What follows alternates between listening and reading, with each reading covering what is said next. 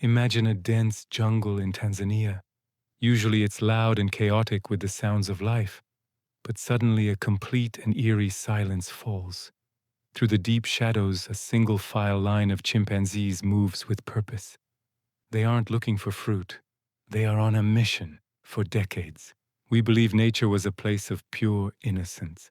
But in the 1970s, one event shattered everything we thought we knew about our closest relatives. This is the true and chilling story of the Gombe conflict. Welcome to Gombe Stream National Park. Before 1974, this place was seen as a primate paradise. Dr. Jane Goodall had spent years observing a large, united community of chimpanzees. They groomed each other, played together, and shared food. On the surface, it seemed absolutely perfect.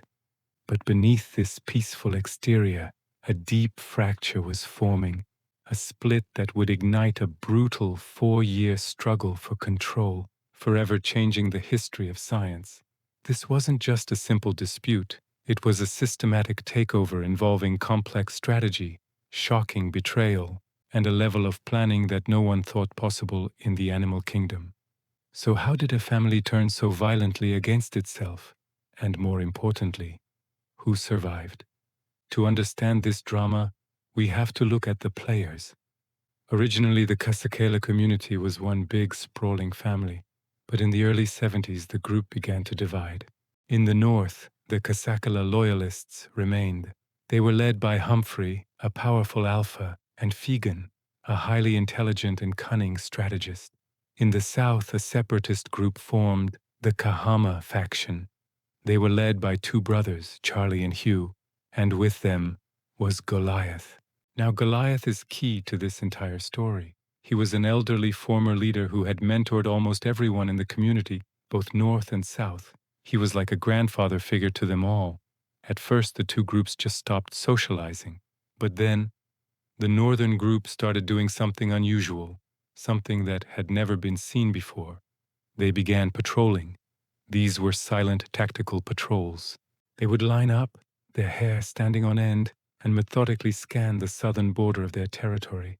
They were testing the boundaries. They were waiting for an opportunity. The tension finally broke on January 7, 1974. Goldie, a male from the southern group, made a fatal mistake. He was alone, enjoying a meal high up in a tree. A patrol of 6 northern males, including the strategist Figan, spotted him. They didn't make a sound. They moved with absolute precision, like a trained unit. They waited until Goldie was completely surrounded with no escape route. When they finally made their move, it was swift and overwhelming. They swarmed him and pinned him down. This wasn't a normal dominance display you see among chimps. This was a targeted attack designed to permanently remove him from the equation. Goldie was left behind, too injured to recover. It was the first time scientists had ever documented such a calculated removal of a rival. The balance of power had just shifted. Over the next 3 years, the northern faction launched a full-scale strategic campaign. This wasn't random chaos. It was organized. The northern chimps seemed to use a sophisticated form of risk assessment. They rarely engaged if the numbers were even. They only advanced when they had a significant advantage, usually a 3-to-1 ratio. They targeted the southern males individually, picking them off one by one. Day, another strong male from the south, was cornered and taken out of the picture. The sheer intensity of these encounters was shocking to the researchers observing them. But the most emotional and heartbreaking moment involved Goliath. Remember Goliath? The old mentor, the respected elder. One day, Goliath saw a northern patrol approaching. These were chimps he had known his entire life. Chimps he had helped raise. He didn't flee. He trusted them. Observers say he actually called out to greet them, holding out a hand in a gesture of friendship. But the patrol didn't see a friend. They saw a rival. In that moment, they turned on their former leader. The last bond holding the community together was completely and utterly broken. Goliath's tragic story became the ultimate symbol of this dark and violent chapter. By 1978, the southern group had all but vanished. The brothers Charlie and Hugh were gone. Goliath was gone. Only one male remained in the south, Sniff. He was the last obstacle. Once he was removed by a northern patrol, the Kahama faction officially ceased to exist. The northern group then moved in. They integrated the young females from the south into their own community and took control of the entire southern valley. It was a total, decisive victory. The northern Kasakela group had successfully expanded their territory and eliminated all of their competition. But nature has a funny way of balancing things out. The northern chimps pushed south, celebrating their newly conquered land. They thought they were the undisputed rulers of the forest, but they made a critical strategic error.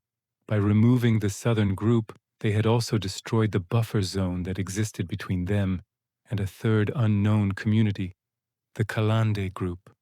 The Kalande chimps were far more numerous and powerful than they were.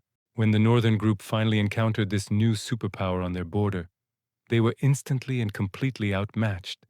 After 4 years of conflict and effort to gain this new land, the Kasakela group was forced to retreat. They lost the new territory and ended up right back where they started. The events at Gombe fundamentally changed our understanding of nature. Jane Goodall wrote that these years were the hardest and most disturbing of her entire life. It proved that complex social dynamics, politics, and strategic conflict aren't just human traits. They are woven into the very fabric of the natural world. The northern group showed incredible planning, cooperation, and unfortunately, a deep capacity for betrayal. It's a powerful reminder that while nature is breathtakingly beautiful, it can also be incredibly harsh. If you found this story as fascinating as I did, hit that subscribe button for more deep dives into the natural world. What do you think drives this kind of behavior? Is it pure instinct or a form of intelligence? Let me know your thoughts in the comments below. Thanks for watching.